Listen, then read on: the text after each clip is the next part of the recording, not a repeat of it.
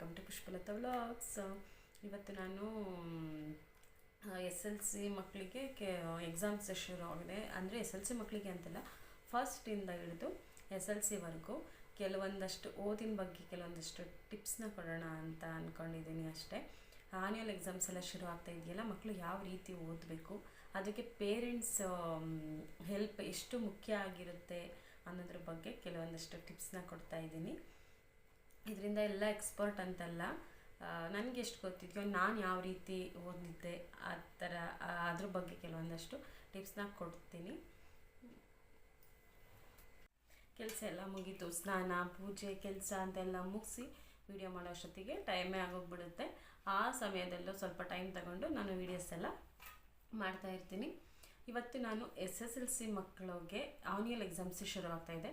So ಓದಿನ ಬಗ್ಗೆ ಕೆಲವೊಂದಿಷ್ಟು ನನಗೆ ಎಷ್ಟು ಗೊತ್ತಿದೆ ಅಷ್ಟು ಕೆಲವೊಂದು ಟಿಪ್ಸ್ಗಳನ್ನ ಕೊಡಬೇಕು ಅಂತ ಅಂದ್ಕೊಂಡಿದ್ದೀನಿ.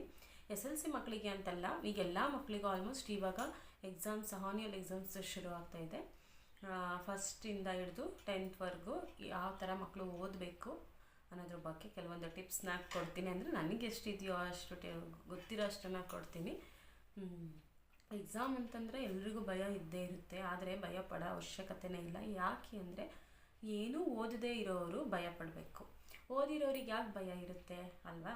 ಅದಕ್ಕೆ ಪ್ರತಿಯೊಬ್ಬ ಮಕ್ಕಳು ಓದೋ ಕಡೆ ತುಂಬಾ ಗಮನ ಕೊಡಬೇಕಾಗುತ್ತೆ. ಓದು ಅನ್ನೋದು ನಮ್ಮ ಲೈಫಲ್ಲಿ ಅಷ್ಟು ಇಂಪಾರ್ಟೆಂಟ್ ಆಗಿರುತ್ತೆ. ಹಾಗಂತ ಪೇರೆಂಟ್ಸು ಮಕ್ಕಳಿಗೆ ಓದು ಓದು ಓದು ಓದು ಅಂತ ಪ್ರೆಷರ್ ಹಾಕೋದು ಕೂಡ ತುಂಬ ತಪ್ಪಾಗುತ್ತೆ. ಮಕ್ಕಳಿಗೆ ಆಟ ಎಷ್ಟು ಮುಖ್ಯನೋ ಓದು ಕೂಡ ಅಷ್ಟೇ ಮುಖ್ಯ ಆಗಿರುತ್ತೆ. ನಾವೆಲ್ಲ ಹೇಗೆ ಬೆಳೆದು ಬಂದ್ವಿ? ಯಾವಾಗಲೂ ಓದ್ತಾನೆ ಇದ್ವಾ? ಇಲ್ಲ ಅಲ್ವಾ? ಓದ್ತಾನೆ ಇದ್ವಿ, ಆಟಾಡ್ತಾನೆ ಇದ್ವಿ. ಸೊ ಈಗ ಕಾಂಪಿಟೇಷನ್ ಶುರು ಆಗಿಬಿಟ್ಟಿದೆ ಸ್ಕೂಲ್ಗಳಲ್ಲಿ. ಫೀಸ್ ಜಾಸ್ತಿ ತೊಗೊಂಡಿದ್ದ ಕೂಡಲೇ ಆ ಸ್ಕೂಲ್ ತುಂಬ ಒಳ್ಳೆಯದು, ಫೀಸ್ ಕಡಿಮೆ ತೊಗೊಂಡಿದ್ದ ಕೂಡಲೇ ಈ ಸ್ಕೂಲ್ ಚೆನ್ನಾಗಿಲ್ಲ ಅನ್ನೋದು ಪೇರೆಂಟ್ಸ್ ಮನಸ್ಸಲ್ಲಿ ಬಂದುಬಿಟ್ಟಿದೆ. ಅದು ಸ್ಕೂಲ್ ಇಂಪಾರ್ಟೆಂಟ್ ಅಲ್ಲ, ನಾವು ಓದೋದು ಇಂಪಾರ್ಟೆಂಟ್ ಆಗಿರುತ್ತೆ. ಈ ಸ್ಕೂಲುಗಳಲ್ಲಿ ಕಾಂಪಿಟೇಷನ್ ಆಗಿ ಅದು ಒತ್ತಡ ಮಕ್ಕಳ ಮೇಲೆ ಆಗ್ತಾಯಿದೆ. ಆ ಸ್ಕೂಲಲ್ಲಿ ಚೆನ್ನಾಗಿ ಈ ಥರ ಒಂದು ಸಿಲೆಬಸ್ ಇದೆ, ಈ ಸ್ಕೂಲಲ್ಲಿ ಈ ಥರ ಇದೆ, ನಾವು ಅವರಿಗಿಂತ ಚೆನ್ನಾಗಿ ಎಜುಕೇಷನ್ ಕೊಡಬೇಕು ಅಂತ ಕಾಂಪಿಟೇಷನ್ ಆಗಿ ಅದು ಮಕ್ಕಳ ಮೇಲೆ ತುಂಬ ಒತ್ತಡ ಆಗ್ತಾಯಿದೆ. ಹಿಂದಿಗೆ ಹೋಲಿಸ್ಕೊಂಡ್ರೆ ಈಗ ಮಕ್ಕಳು ಎಷ್ಟು ಓದಿದ್ರೂ ಸಾಲ್ತಾನೆ ಇಲ್ಲ ಅನ್ನೋವಂಥ ಮಟ್ಟಕ್ಕೆ ಬಂದುಬಿಟ್ಟಿದೆ ಓದು ಅನ್ನೋದು. ಅವಾಗೆಲ್ಲ ನರ್ಸರಿ LKG UKG ಮಾಡ್ತಾನೆ ಇರಲಿಲ್ಲ, ಅವರೆಲ್ಲ ಡಾಕ್ಟ್ರ್ ಆಗಿದ್ದಾರೆ. ಇವಾಗ ಮಕ್ಕಳಿಗೆ ಸ್ಕೂಲ್ ಇದೆ ಸರ್, ಎಕ್ಸಾಮು ಟೈಮಲ್ಲಿ ಅಡ್ಮಿಟ್ ಆಗೋದು, ಏನಾದ್ರು ಫೀವರ್ ಎಲ್ಲ ಬಂದಂದರೆ ನಾವೆಲ್ಲ ನರ್ಸರಿ ಎಲ್ಲ ಓದೇ ನಮ್ಮ ಡಾಕ್ಟ್ರ್ ಆಗಿದ್ದೀವಿ ಅಂತ ಡಾಕ್ಟ್ರು ಕೂಡ ನಮಗೆ ಪ್ರಶ್ನೆ ಕೇಳೋ ಅಂಥ ಒಂದು ಪರಿಸ್ಥಿತಿ ಬಂದುಬಿಟ್ಟಿದೆ. ಹೌದು, ಹಿಂದೆ ಎಲ್ಲ ನಾವು ಇಂಗ್ಲೀಷ್ ಮೀಡಿಯಮಲ್ಲೇ ಓದಬೇಕು, ಕನ್ನಡ ಮೀಡಿಯಮಲ್ಲೇ ಓದಬೇಕು ಅಂತೇನಿಲ್ಲ. ಕನ್ನಡ ಮೀಡಿಯಮಲ್ಲಿ ಓದಿರೋರು ಕೂಡ ದೊಡ್ಡ ದೊಡ್ಡ ಡಾಕ್ಟ್ರ್ ಆಗಿದ್ದಾರೆ. ಸೊ ಓದು ಇಂಪಾರ್ಟೆಂಟು, ಸ್ಕೂಲ್ ಇಂಪಾರ್ಟೆಂಟ್ ಅಲ್ಲ ಅಂತ ಹೇಳ್ತಾ ಇದ್ದೀನಿ. ಹಾಗಾಗಿ ಮಕ್ಕಳ ಮೇಲೆ ಜಾಸ್ತಿ ಒತ್ತಡನ ಏರಕ್ಕೆ ಹೋಗಬೇಡಿ. ಚಿಕ್ಕ ಮಕ್ಕಳಿಗೆ ಕಲಿಯೋ ವಯಸ್ಸು, ಕಲಿತಾನೇ ಹೋಗ್ತಾರೆ ಅವರು. ಒಂದು 4th ಮೇಲೆ ಮಕ್ಕಳಿಗೆ ಕಾಂಪಿಟೇಷನ್ ಅನ್ನೋದು ಶುರು ಆಗುತ್ತೆ. ಅವ್ನು ಚೆನ್ನಾಗಿ ಓದ್ತಿದ್ದಾನೆ, ನಾನು ಕೂಡ ಚೆನ್ನಾಗಿ ಓದಬೇಕು ಅಂತ ಮಕ್ಕಳು ತನಿಗೆ ತಾನೇ ಎಲ್ಲ ಕಲಿತಾರೆ. ಸೊ ಹಾಗಾಗಿ ಒಂದು 1st ಸ್ಟ್ಯಾಂಡರ್ಡಿಂದ 4th ನಮ್ಮ ಮಕ್ಕಳು ಚೆನ್ನಾಗಿ ಓದ್ತಿಲ್ಲ ಅನ್ನೋದ್ರ ಬಗ್ಗೆ ಪೇರೆಂಟ್ಸ್ ತಲೆ ಕೆಡಿಸ್ಕೊಂಡು ಮಕ್ಕಳ ಮೇಲೆ ಒತ್ತಡನ ಹೇರಕ್ಕೆ ಹೋಗಬೇಡಿ. ಬೆಳೀತಾ ಬೆಳೀತಾ ಮಕ್ಕಳಿಗೆ ಗೊತ್ತಾಗುತ್ತೆ ನಾವು ಓದಬೇಕು ಅನ್ನೋದು. ನಾವು ಏನು ಮಾಡಬೇಕು ಪೇರೆಂಟ್ಸ್ ಅಂತ ಅಂದರೆ, ಮಕ್ಕಳಿಗೆ ಓದು ಎಷ್ಟು ಇಂಪಾರ್ಟೆಂಟ್ ಅನ್ನೋದನ್ನು ಅರ್ಥ ಮಾಡಿಸ್ಬೇಕು. ಸಮಾಧಾನವಾಗಿ ಓದೋ ಕಡೆ ಗಮನ ಕೊಡಿ ಅಂತ ಅವರಿಗೆ ಹೇಳಿ ಒಂದೊಂದನ್ನೇ ಕಲಿಸ್ತಾ ಹೋಗಬೇಕು. ಆಮೇಲೆ ಓದೋ ಕಡೆ ಗಮನ ಕೊಡಿಸ್ಬೇಕು. ಮಕ್ಕಳ ಮುಂದೆ ಪೇರೆಂಟ್ಸು ಯಾವತ್ತೂ ಸೋಲ್ಬೇಕು, ನನ್ನ ಮಗ ನಾನು ಯಾಕೆ ಸೋಲ್ಬೇಕು, ನಾನು ಅಮ್ಮ ನನ್ನ ತಂದೆ ಅಂತ ನಾವು ಅವ್ರ ಮೇಲೆ ಪ್ರೆಷರ್ ಹಾಕಿದ್ರೆ ಅವರು ನಮಗೆ ತಿರುಗಿ ಬಿಡೋದಂತೂ ಖಂಡಿತ.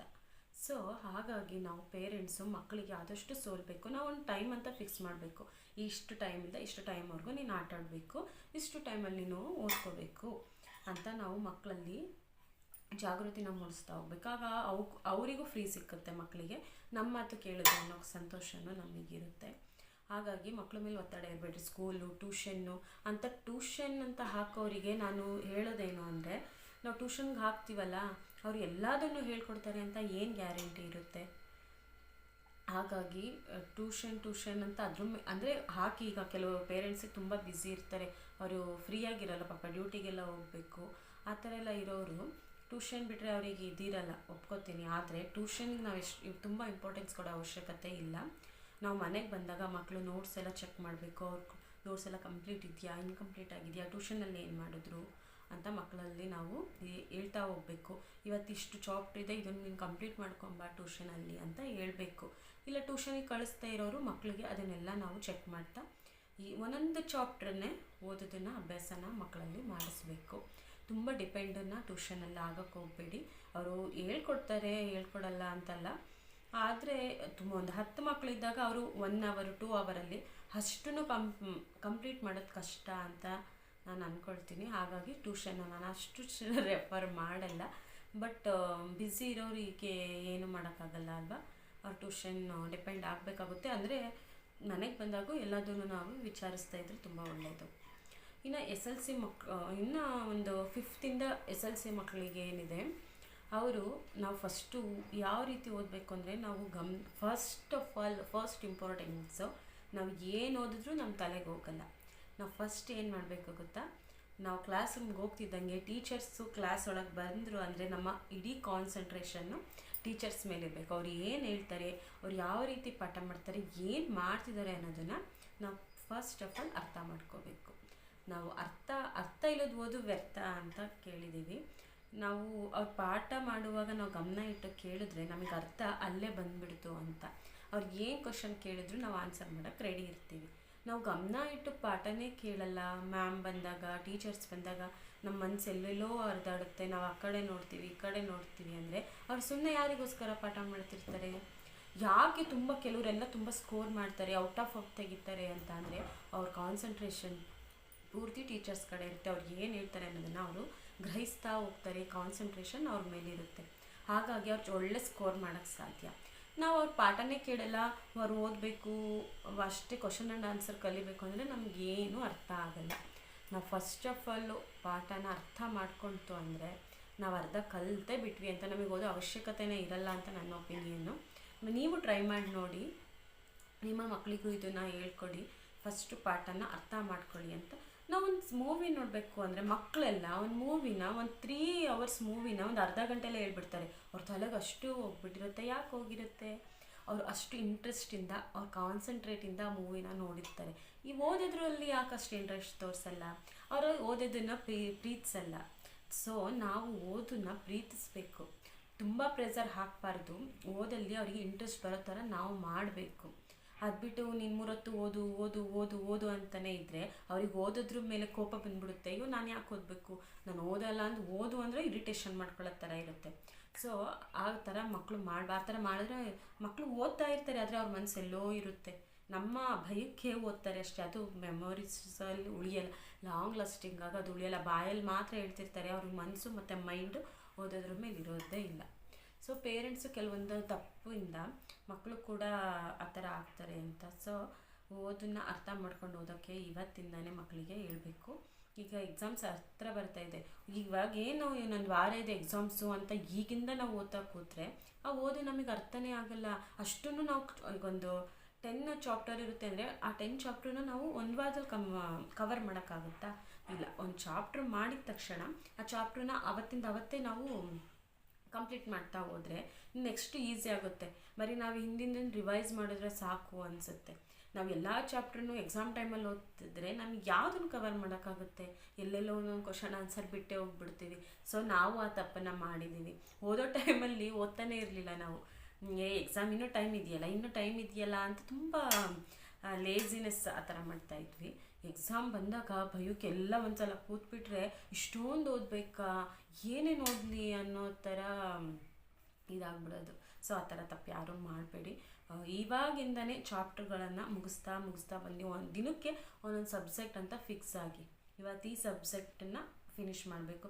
ಸಂಜೆ ಬಂದು ಒಂದು 2 hours ಓದೋಕ್ಕೆ ಅಂತ ಟೈಮ್ ಸ್ಪೆಂಡ್ ಮಾಡಿ ಸಾಕು.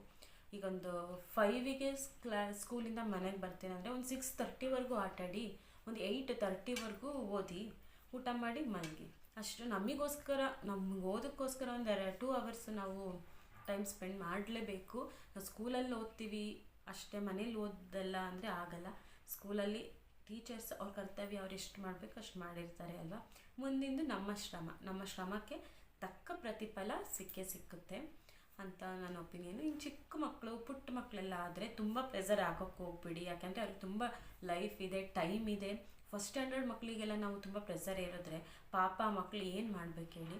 ಆ ಮಕ್ಕಳಲ್ಲಿ ಪ್ರೀತಿಯಿಂದ ಹೇಳಿ. ಇವತ್ತೊಂದು ನ್ಯೂ ವರ್ಡ್ಸ್ ಇದೆ, ಕೀವರ್ಡ್ಸ್ ಇರುತ್ತೆ, ಅದನ್ನು ಅಷ್ಟು ಕಂಪ್ಲೀಟ್ ಮಾಡಬೇಕಪ್ಪ. ಕೆಲವೊಂದು ಸಲ ಇನ್ನೇನು 1 ವರ್ಡ್ ಆನ್ಸರ್ ಅಷ್ಟೇ ಇರುತ್ತೆ ಫಸ್ಟ್ ಸ್ಟ್ಯಾಂಡರ್ಡ್ ಮಕ್ಕಳಿಗೆಲ್ಲ.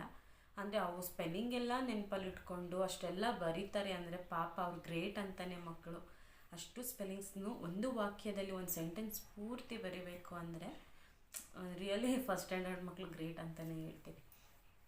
ಇನ್ನು ಓದಬೇಕು ಅಂದರೆ ತುಂಬ ನಿದ್ದೆಗೆಟ್ಟು ಎಲ್ಲ SLC ಮಕ್ಕಳು ಅಂದರೆ 8th-ಇಂದ 9th ಯಾವ ಮಕ್ಕಳು ತುಂಬ ನಿದ್ದೆಗೆಟ್ಟು ಓದೋಕ್ಕೆ ಹೋಗಬೇಡಿ. ಅಂದರೆ ಇದು ಒಂದು 5th-ಇಂದ 10th ಹೇಳ್ತಾ ಇದ್ದೀನಿ.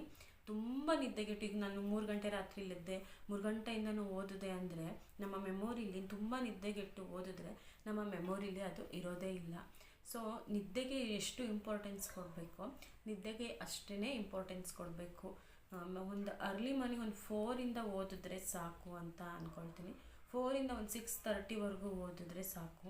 ಹಾಗಂತ ರಾತ್ರಿ 1 ಗಂಟೆವರೆಗೂ ಓದ್ತೀನಿ ಮತ್ತಲ್ಲೇ 4ಗೆ ಎದ್ದೇಳ್ತೀನಿ ಅಂದರೆ ನಿಜವಾಗ್ಲೂ ಅದು ತಲೆ ಒಳಗೂ ಇರೋದೇ ಇಲ್ಲ. ಸೊ ನಾವು ನಿದ್ದೆ ಎಷ್ಟು ಮಾಡ್ತೀವೋ ಅಷ್ಟು ಒಳ್ಳೆಯದು ಎಕ್ಸಾಮ್ ಟೈಮಲ್ಲಿ. ಹಾಗಂತ ಓದಬಾರ್ದು ಅಂತ ಅಲ್ಲ, ನಿದ್ದೆ ಮಾಡಿದಷ್ಟು ನಮಗೆ ಓದು ತಲೆ ಒಳಗಿರುತ್ತೆ. ಹಾಗಾಗಿ ನಾವು ನಿದ್ದೆಗೂ ಅಷ್ಟೇ ಇಂಪಾರ್ಟೆನ್ಸ್ ಕೊಡಬೇಕಾಗುತ್ತೆ. ಒಂದು 11ಗೆಲ್ಲ ಸ್ಟಾಪ್ ಮಾಡಿ ಮತ್ತೆ ಅರ್ಲಿ ಮಾರ್ನಿಂಗ್ ಒಂದು 4ಗೆಲ್ಲ ಎದ್ದು ಓದಿದ್ರೆ ಸಾಕು. ಮತ್ತು ಎಕ್ಸಾಮಿಗೆ ಹೋಗ್ತಾ ಇದ್ದೀನಿ ಅವಾಗೂ ಓದ್ತಾನೆ ಇರ್ತೀನಿ ಅಂತ ಮಾಡಬೇಡಿ. ಎಕ್ಸಾಮ್ಗೆ ಹೋಗುವಾಗಾದರೂ ಅಟ್ಲೀಸ್ಟ್ ರಿಲೀಫ್ ಆಗಿರಿ, ಮೈಂಡ್ನ ಫ್ರೆಶ್ ಆಗಿ ಇಟ್ಕೊಳ್ಳಿ. ಕನ್ಫ್ಯೂಷನ್ನು ಒಂಥರ ಗಾಬರಿ ಎಲ್ಲ ಮಾಡ್ಕೊಳಕ್ಕೆ ಹೋಗಬೇಡಿ. ಜಸ್ಟ್ ಬರೀ ರಿವೈಸ್ ಮಾಡಿ ಅಷ್ಟೇ, ಪೇಜಸ್ನ ರಿವೈಸ್ ಮಾಡಿ. ಆಗ ನಾನು ಬ್ಯಾಲೆಟ್ ಮಾಡ್ತೀನಿ ಅಂತೆಲ್ಲ ಹೋದರೆ ಎಕ್ಸಾಮ್ ಟೈಮ್ಗೆ ಹೋಗ್ಬೇಕಾದ್ರೆ ಅದು ಆಗದೆ ಇರೋ ಕೆಲಸ. ಸೊ ಹಾಗಾಗಿ ನಾವು ಎಷ್ಟು ಓದ್ತೀವೋ ಅಷ್ಟೇ ನಿದ್ದೆ ಕೂಡ ಮಾಡಬೇಕು. ಗಾಬರಿ ಬೇಡ, ಟೆನ್ಷನ್ ಫ್ರೀ ಆಗಿ ಓದಿ. ಗ್ರಾಮರ್ಗಳು ಮೋಸ್ಟ್ ಇಂಪಾರ್ಟೆಂಟ್ ಇಂಗ್ಲೀಷಲ್ಲಿ ಮತ್ತು ಕನ್ನಡದಲ್ಲಿ. ಆ ಗ್ರಾಮರ್ಗಳನ್ನು ಕಲಿತರೆ ಅರ್ಧ ಮಾರ್ಕ್ಸ್ ಅಲ್ಲೇ ಬಂದ್ಬಿಡುತ್ತೆ ನಮಗೆ. ಅದಕ್ಕೆ ಹೇಳೋದು, ಟೀಚರ್ಸ್ ಹೇಳುವಾಗ ಗಮನ ಇಟ್ಟು ಕೇಳಬೇಕು, ನೋಡಬೇಕು. ಅರ್ಧ ನಾವು ಅಲ್ಲೇ ಕಲ್ತು ಬಿಡ್ತೀವಿ. ಆ ಟೈಮ್ ಯಾಕೆ ವೇಸ್ಟ್ ಮಾಡಬೇಕು? ಈಗ ನಾವು ಸ್ಕೂಲ್ಗೆ ಹೋಗ್ತೀವಿ ಅಂದರೆ ಓದೋಕ್ಕೆ ಸ್ಕೂಲ್ಗೆ ಹೋಗಿರ್ತೀವಿ, ಕ್ಲಾಸಿಗೆ ಟೀಚರ್ಸ್ ಬಂತು ಅಂದರೆ ಅವ್ರು ನಮಗೆ ಏನೋ ಕಲ್ಸಕ್ಕೆ ಬಂದಿರ್ತಾರೆ, ಅದನ್ನು ನಾವು ಕಲಿಬೇಕು. ಅವ್ರ ಟೈಮಲ್ಲಿ ಅಲ್ಲಿ ಇಲ್ಲಿ ನೋಡೋದು, ಮಾತಾಡ್ತಾ ಕೂರೋದು, ಆ ಥರ ಮಾಡಿದಾಗ ನಮ್ಮ ತಲೆಗೆ ಹೋಗಲ್ಲ. ಟೀಚರ್ಸ್ ಒಂದು ಸತಿ ಹೇಳಿದ್ರೆ ನಿಮಗೆ ಅರ್ಥ ಆಗಲಿಲ್ವ, ಇನ್ನೊಂದು ಸಲ ಕೇಳಿ. ಅವ್ರು ಇರೋದೇ ನಮಗೆ ಕಲಿಸೋದಕ್ಕೆ ಅಲ್ವಾ. ಇನ್ನೊಂದು ಸಲ ಕೇಳಿ ಕಲೀರಿ. ತಂದೆ ತಾಯಿಗೂ ಅವ್ರಿಗೆ ಅವ್ರದ್ದೇ ಆದಂತಹ ಕೆಲವಷ್ಟು ಜವಾಬ್ದಾರಿಗಳಿರ್ತವೆ, ನಮ್ಮಂಥವರಿಗೆ ಜವಾಬ್ದಾರಿಗಳಿರ್ತವೆ, ಅದನ್ನು ನಿಭಾಯಿಸಲೇಬೇಕಾಗುತ್ತೆ. ಸೊ ಅವರಿಗೂ ತುಂಬ ಟೆನ್ಷನ್ ಇರುತ್ತೆ. ಕೆಲವೊಬ್ಬರು ಪ್ರೆಸರ್ ಆಗ್ತಾರೆ. ಏನೂ ಓದೋಕ್ಕೆ ಬರಲಿಲ್ಲದೆ ಇರೋ ಪೇರೆಂಟ್ಸಿಗೆ ತುಂಬ ಕಷ್ಟ ಆಗುತ್ತೆ ಪಾಪ. ಅವ್ರಿಗೆ ಫ್ರೀ ಇದ್ದರೂ ಮಕ್ಳಿಗೆ ಓದಿಸ್ಕೊಡೋಕ್ಕೆ ಬರೋದೇ ಇಲ್ಲ. ಅಂಥವ್ರಿಗೂ ಸ್ವಲ್ಪ ಅರ್ಥ ಮಾಡ್ಕೊಂಡು ಮಕ್ಕಳು ಓದ್ತಾ ಹೋದರೆ ಅವರಿಗೂ ಸ್ವಲ್ಪ ಈಸಿ ಆಗುತ್ತೆ. ಇನ್ನೇನು ಅಂತಂದರೆ ನಮ್ಗೆ ಇಂಗ್ಲೀಷ್ ಬರಲ್ಲ, ಇಂಗ್ಲೀಷ್ ಬೇಕು. ಕೆಲವು ಪೇರೆಂಟ್ಸ್ ಪಾಪ ಓದಿರಲ್ಲ, ಅವರಿಗೆ ಕನ್ನಡ ಹೇಳ್ಕೊಟ್ಬಿಡ್ತಾರೆ, ಇಂಗ್ಲೀಷೆಲ್ಲ ಓದೋಕ್ಕೆ ಬರಲ್ಲ ಅಂತ ಯಾರೂ ವರಿ ಮಾಡ್ಕೊಳ್ಳೋ ಅವಶ್ಯಕತೆ ಇಲ್ಲ. ಇಂಗ್ಲೀಷ್ ಬರೋರೆಲ್ಲ ಸ್ಟ್ಯಾಂಡರ್ಡು, ಅಫಿಷಿಯಲ್ಲು ಅಥವಾ ಚೆನ್ನಾಗಿ ಓದಿರ್ತಾರೆ, ಅವ್ರು ತುಂಬ ಇಂಟೆಲಿಜೆಂಟು ಅಂತ ಏನೂ ಇಲ್ಲ. ಇಂಗ್ಲೀಷ್ ಅನ್ನೋದು ಒಂದು ಭಾಷೆ ಅಷ್ಟೇ. ಅದು ಎಲ್ಲ ಲ್ಯಾಂಗ್ವೇಜಸ್ ಥರ ಒಂದು ಭಾಷೆ. ಅದನ್ನು ಕಲಿತ್ರೆ ನಾವು ಸ್ಟ್ಯಾಂಡರ್ಡು, ನಾವು ಅಫಿಷಿಯಲ್ಲು, ತುಂಬ ಇಂಟೆಲಿಜೆಂಟ್ ಅಂತ ಅಂದ್ಕೊಳ್ಳೋದೇ ಮೊದಲನೇ ತಪ್ಪೇಕೆ. ನಮಗೆ ಕಲಿಯೋಕ್ಕಾಗಲ್ವ? ಎಲ್ರಿಗೂ ಕಲಿಯೋ ರೈಟ್ಸ್ ಇದೆ, ಎಲ್ಲರೂ ಕಲಿಬೋದು.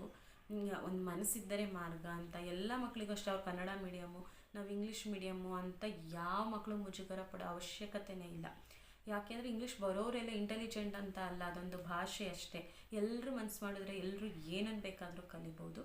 ಅದಕ್ಕೋಸ್ಕರ ಯಾವ ಮಕ್ಕಳು ಕೂಡ ಮುಜುಗರ ಪಡೋ ಅವಶ್ಯಕತೆಯೇ ಇಲ್ಲ ಅಂತ ನಾನು ಹೇಳ್ತೀನಿ. ಇನ್ನು ಏನು ಹೇಳಬೇಕು ಅಂದರೆ, ಮ್ಯಾಥ್ಸ್ ತುಂಬ ಟಫ್ ಇರುತ್ತೆ. ಅಂಥ ಮ್ಯಾಥ್ಸ್ಗಳನ್ನು 2-3 ಸಲ ಆದರೂ ಮ್ಯಾಮ್ ಹತ್ರ ಕೇಳಿ, ಟೀಚರ್ಸ್ ಹತ್ರ ಕೇಳಿ ನೀವು ಮಾಡ್ಕೊಳ್ಳಿ. ಅದು ಎಲ್ರಿಗೂ ಟಫ್, ಕೆಲವ್ರಿಗೆ ಈಸಿ ಇರುತ್ತೆ ಮ್ಯಾಥ್ಸು. ನನ್ನಂಥವ್ರಿಗೆ ತುಂಬ ಕಷ್ಟ.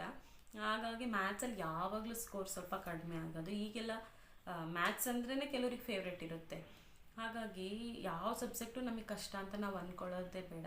ಎಲ್ಲ ಸಬ್ಜೆಕ್ಟು ಈಸಿ, ನನ್ನ ಕೈಲಿ ಆಗುತ್ತೆ ಅಂತ ಮಾಡಿ. ಓದೋ ವಯಸ್ಸಲ್ಲಿ ಓದಿಲ್ಲ ಅಂದರೆ ಇನ್ನು ಉಳಿದ ವಯಸ್ಸಲ್ಲಿ ನಾವು ತುಂಬ ಸಫರ್ ಮಾಡಬೇಕಾಗುತ್ತೆ. ಇವಾಗ ಅನಿಸುತ್ತೆ ನಾವು ಯಾಕೆ ಚೆನ್ನಾಗಿ ಓದಬೇಕಿತ್ತು, ಆಗ ಓದೋ ವಯಸ್ಸಲ್ಲಿ ಓದಲಿಲ್ಲ, ಈಗ ಓದಬೇಕು ಅಂದರೆ ನಮಗೆ ಆ ವಯಸ್ಸು ಸಿಕ್ಕಲ್ಲ. ಸೊ ಆ ಥರ ತಪ್ಪು ನೀವು ಮಾಡಬೇಡಿ. ನಿಮಗೆ ವಯಸ್ಸಿರೋದೇ ಓದೋಕ್ಕೆ, ಓದೋ ಕಡೆ ಗಮನ ಕೊಡಿ, ಚೆನ್ನಾಗಿ ಓದಿ. ತಂದೆ ತಾಯಿಗಳಿಗೂ ಅಷ್ಟೇ, ನಮ್ಮ ಮಕ್ಕಳು ಓದಬೇಕು ಅಂತ ತುಂಬ ಆಸೆ ಇರುತ್ತೆ ಎಲ್ಲ ತಂದೆ ತಾಯಿಗಳಿಗೂ. ಅಂತ ತಂದೆ ತಾಯಿಗಳಿಗೆ ಹೇಳೋದಷ್ಟೇ, ಓದ್ತಾರೆ ಮಕ್ಕಳು, ಯಾರೂ ದಡ್ರಲ್ಲ. ಒಂದೊಂದು ಮಕ್ಕಳು ಒಂದೊಂದರಲ್ಲಿ ಇಂಟೆಲಿಜೆಂಟ್ಗಳಾಗಿರ್ತಾರೆ. ಸೊ ಇವತ್ತಿನ ಕಾಲದಲ್ಲಿ ಮಕ್ಕಳು ದಡ್ರು ಅಂತ ಹೇಳ್ಕೊಳಂಗೆ ಇಲ್ಲ. ಕೆಲವು ಮಕ್ಕಳು ಫೋನ್ ಅಂತೂ ಅರ್ದು ಕುಡಿದಿರ್ತಾರೆ, ಎಲ್ಲದೂ ಮಾಡಿರ್ತಾರೆ ಫೋನಲ್ಲಿ, ಅಂದರೆ ಅವ್ರು ಇಂಟೆಲಿಜೆಂಟ್ ಅಂತ ತಾನೇ. ಹಾಗಾಗಿ ಫೋನ್ಗೂ ಸ್ಕ್ರೀನ್ಗಳ ಮುಂದೆ ಮಕ್ಕಳು ಈ ಎಕ್ಸಾಮ್ ಟೈಮಲ್ಲಿ ಮುಟ್ಟಕ್ಕೆ ಹೋಗಬೇಡಿ. ಓದೋ ವಯಸ್ಸಲ್ಲಿ ಓದಿ. ನಾನು ಅದೇ ಹೇಳೋದು, ಎಲ್ರಿಗೂ ಅದೇ ನಾನು ಸಜೆಷನ್ ಮಾಡೋದು. ಓದೋ ವಯಸ್ಸಲ್ಲಿ ಮಕ್ಕಳು ಓದಬೇಕು. ಪೇರೆಂಟ್ಸು ಕೂಡ ಅಷ್ಟೇ, ಕೆಲವೊಂದು ತಪ್ಪುಗಳನ್ನು ಮಾಡಬೇಡಿ. ಓದ್ತಾರೆ, ಎಲ್ಲ ಮಕ್ಕಳು ಬುದ್ಧಿವಂತರೇ, ಓದ್ತಾರೆ. ಆದಷ್ಟು ನಾವು ಸಹಕಾರನ ಮಕ್ಕಳಿಗೋಸ್ಕರ ಮಾಡೋಣ.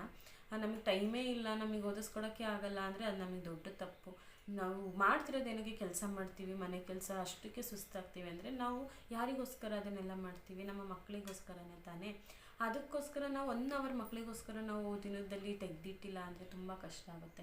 ಮಕ್ಕಳು ಏನು ಮಾಡ್ತಾರೆ, ಯಾವ ರೀತಿ ಅವ್ರು ನೋಟ್ಸ್ನ ಮಾಡ್ಕೊಂಡಿದ್ದಾರೆ, ಅವರು ಅವ್ರ ಚಟುವಟಿಕೆ ಹೇಗಿದೆ ಅಂತ ಮ್ಯಾಮ್ಗಳ ಹತ್ರನೂ ಅವ್ರ ಇನ್ಫಾರ್ಮೇಷನ್ ಕಲೆಕ್ಟ್ ಮಾಡಿ, ಮನೇಲಿ ಅವ್ರ ಬ್ಯಾಗ್ಗಳು ಚೆಕ್ ಮಾಡೋದಾಗಲಿ, ಅವ್ರ ನೋಟ್ಸ್ಗಳು ಚೆಕ್ ಮಾಡೋದಾಗಲಿ, ಆದಷ್ಟು ನಮ್ಗೆ ಎಷ್ಟಾಗುತ್ತೆ ಅಷ್ಟನ್ನು ನಾವು ಕೂಡ ಮಾಡಬೇಕು. ನಾವು ಲೇಜಿತನ ತೋರಿಸಿದ್ರೆ ಮಕ್ಕಳುಗಳು ಲೇಜಿಗಳಾಗ್ತಾರೆ. ಸೊ ನಾವು ಲೇಜಿನೆಸ್ ಆಗಬಾರ್ದು. ಮಕ್ಕಳು ಮುಂದೆ ನಾವು ಆ್ಯಕ್ಟಿವ್ ಆಗಿದ್ದಷ್ಟು ಮಕ್ಕಳು ಕೂಡ ಆ್ಯಕ್ಟಿವ್ ಆಗಿರ್ತಾರೆ. ನಾವು ಮಕ್ಕಳು ಮನಸ್ಸಲ್ಲಿ ಯಾವಾಗಲೂ ಪಾಸಿಟಿವ್ ಥಾಟ್ಸ್ನ ತುಂಬ್ತಾ ಇರಬೇಕು. ನಿನ್ನ ಕೈಲಿ ಆಗುತ್ತೆ, ನೀನು ಮಾಡೇ ಮಾಡ್ತೀಯ, ನೀನು ಮಾಡು ಅಂತ ಹೇಳ್ತಾ ಇರಬೇಕು. ಅವನು ನೋಡಿ ಕಲಿ, ನೋಡು ಅವ್ನು ಎಷ್ಟು ಚೆನ್ನಾಗಿ ಓದ್ತಾನೆ ಅಂದರೆ ಆ ಮಕ್ಕಳಿಗೆ ಏನೋ ಒಂಥರ ಫೀಲ್ ಬಂದ್ಬಿಡುತ್ತೆ, ಹಂಗಾರೆ ನಾನು ಓದಲ್ವಾ ಅಂತ. ಮಕ್ಕಳು ಅವ್ನು ಮಾಡ್ತಿದ್ದಾನೆ, ಅವನಿಗಿಂತ ಚೆನ್ನಾಗಿ ನೀನು ಮಾಡ್ತೀಯ, ನಿನ್ನ ಕೈಲಿ ಆಗುತ್ತೆ, ಮಾಡು ಅನ್ನೋ ಪ್ರೋತ್ಸಾಹನ ನಾವು ಮಕ್ಕಳಲ್ಲಿ ತುಂಬಬೇಕು. ಹಾಗಿದ್ದಾಗ ಎಲ್ಲ ಮಕ್ಕಳು ಕೂಡ ಇಂಟೆಲಿಜೆಂಟ್ ಆಗ್ತಾರೆ. ಅದೆಲ್ಲ ಇರೋದು ಪೇರೆಂಟ್ಸ್ಗಳ ಕೈಲಿ. ಸೊ ನಮ್ಮ ಮಕ್ಕಳು ಎಷ್ಟು ಸಲ ಕೇಳಿದ್ರು ನಾವು ಹೇಳ್ಕೊಡೋಣ. ಹೊಡಿದು ಬಡ್ದು ನಾವು ಮಕ್ಕಳಿಗೆ ಓದಿಸೋದ್ರಿಂದ ಅವ್ರು ಕಲಿತಾರೆ ಅಂದ್ಕೊಳ್ಳೋದು ತುಂಬ ತಪ್ಪು. ಅವ್ರು ನಮ್ಮ ಭಯಕ್ಕೆ ಓದ್ತಾರೆ ಹೊರತಾಗಿ ಅವ್ರ ಮೈಂಡಲ್ಲಿ ಅದು ಇರೋದೇ ಇಲ್ಲ. ಹಾಗಾಗಿ ಪ್ರೀತಿಗೆ ಎಂಥ ಮಕ್ಕಳು ಸೋಲ್ಬಿಡ್ತಾರೆ. ಹಾಗಾಗಿ ಪ್ರೀತಿಯಿಂದ ಮಕ್ಕಳನ್ನ ನಾವು ನಮ್ಮ ಕಡೆ ತಗೊಳ್ಳೋಣ. ಮಕ್ಕಳ ಮುಂದೆ ಆದಷ್ಟು ನಾವು ಸೋಲ್ಬೇಕು. ನಾವು ಸೋಲ್ತಷ್ಟು ಗೆಲ್ತಾ ಹೋಗ್ತೀವಿ. ಹಾಗಾಗಿ ಮಕ್ಕಳಿಗೆ ಇದು ಮಾಡೋದು ಅಂದರೆ ನಾನು ಅಮ್ಮ ಅನ್ನೋ ಒಂದು ಇದನ್ನು ತೋರಿಸೋದು ಎಲ್ಲ ಮಾಡೋದು ಬೇಡ. ಮಕ್ಕಳ ಮುಂದೆ ನಾವು ಸೋತು ನಮ್ಮ ದಾರಿಗೆ ಅವ್ರನ್ನ ತಂದ್ಕೊಡೋದ್ರಲ್ಲಿ ತುಂಬ ಅರ್ಥ ಇದೆ ಅಂತ ಹೇಳ್ತಾ ಇದ್ದೀನಿ. ಇದರಿಂದ ಕೆಲವಷ್ಟು ಮಾಹಿತಿ ಕೊಡಬೇಕು ಅನ್ನೋದಿತ್ತು ಅಷ್ಟೇ. ಎಷ್ಟು ಸರಿ ಎಷ್ಟು ತಪ್ಪು ಅಂತ ಗೊತ್ತಿಲ್ಲ. ಸೊ ನಾನು ಎಕ್ಸ್ಪರ್ಟ್ ಅಂತ ಅಲ್ಲ, ನನಗೆ ಎಷ್ಟು ಗೊತ್ತಿದೆಯೋ ಅಷ್ಟೊಂದು ತಿಳಿಸಿದ್ದೀನಿ. ಇದರಿಂದ ಯಾರಿಗೆಲ್ಲ ಯೂಸ್ ಆಗುತ್ತೋ ದಯವಿಟ್ಟು ಕಮೆಂಟ್ ಮಾಡಿ, ಶೇರ್ ಮಾಡಿ. ನನ್ನ ಚಾನಲ್ನ ಯಾರೆಲ್ಲ ಸಬ್ಸ್ಕ್ರೈಬ್ ಮಾಡ್ಕೊಂಡಿಲ್ವೋ ಪ್ಲೀಸ್ ಸಬ್ಸ್ಕ್ರೈಬ್ ಮಾಡಿಕೊಂಡು ನನ್ನ ಚಾನಲ್ನ ನೋಡಿ ಅಂತ ಹೇಳ್ತಾ ನನ್ನ ವೀಡಿಯೋ ನೋಡಿದ್ದಕ್ಕೆ ಥ್ಯಾಂಕ್ ಯು ಸೋ ಮಚ್.